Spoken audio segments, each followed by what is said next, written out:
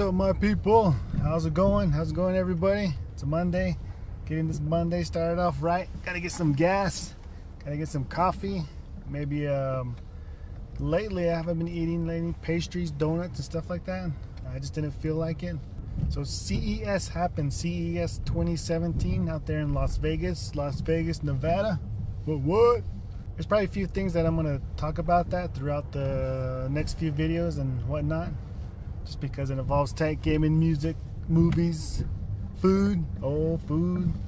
But one of the things that that I would like to say is about the 4K TVs, monitors, curved screens, thin screens, all that is just great, wonderful, peachy, good stuff, good innovating stuff. What is going on? Look at all that food, all that breakfast. Good fruits. I see fruits, coffee, people cooking. OMG, look at that. I want some. Hey, you in the beanie, you in the hair. I want some breakfast. If you can afford a good 4K camera and a good 4K TV, well, I guess the 4K TV doesn't matter right now, but if you can afford a good 4K camera and you want to start future-proofing yourself with 4K videos, I would think that's the only reason why you would want a 4K camera, is just to future-proof yourself. And a good camera, meaning maybe like 4K at 60 frames per second. If you're a techie and you know the different types of frames per second, then you would use the you would use 4K 15, 4K 24, or even 4K 30 frames per second for different uses. If you know those different uses, then 4K, taking video with 4K would be future-proofing yourself and making sure that you have real good quality for now and in the future. But if you're not really into those things, I would just say if your camera does 1080p at 60 frames per second, then that would be real good. Something to use now until you can get a 4K camera. So 1080p, 60 frames per second is real good quality. To keep using for, you can use it for anything, action, home videos, all that stuff.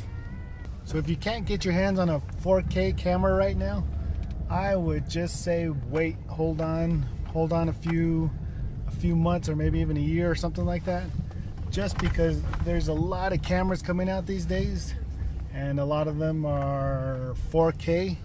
There's like 4K, 8K, and I believe there's like 16K as well. So I would say just wait for the cameras to get better and lower price. You know, like when the first technology comes out, it's real expensive and it's bulky, or it's just the first one out. So you just gotta wait for other companies to innovate and to make it better, or to better ideas, something like that. So I would say, yeah, just wait a few months. So for new 4K cameras to come out and hit the shelves, and lower price will be better on some 4K cameras. It's food time. I'm hungry. Maybe hit up the dollar menu. So Panasonic unveiled their 4K compact camera at CES 2017. But this camera shoots 4K, 24 and 30 frames per second. And the thing about this one is it costs just under $4,000.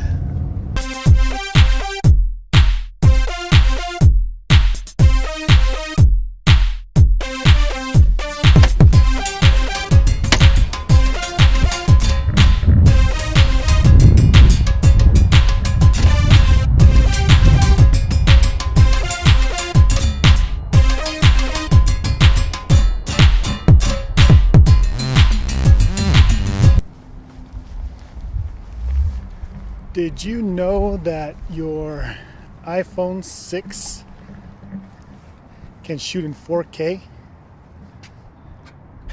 So you can do, but it only goes to 30 frames per second.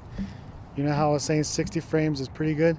So if you want to do some less action footage at 30 frames per second, then I guess the iPhone 6 would be a good 4K camera to capture some 4K footage.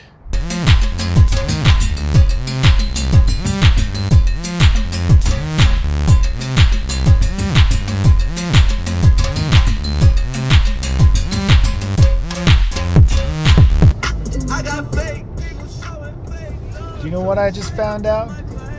That this song, Fake Love, is sung by Drake. I did not know that. Look at that view.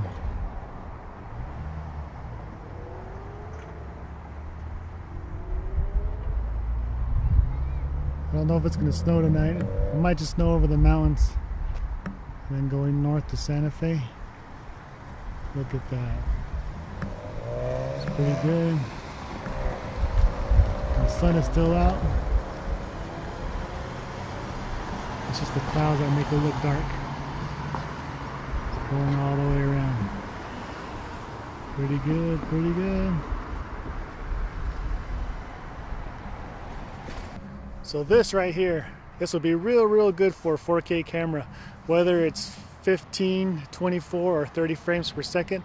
The 60 frames per second, it wouldn't really matter in this kind of video footage. It's more of a action, like if you're moving around and a little bit of fast movement, that's where the 60 frames per second comes from.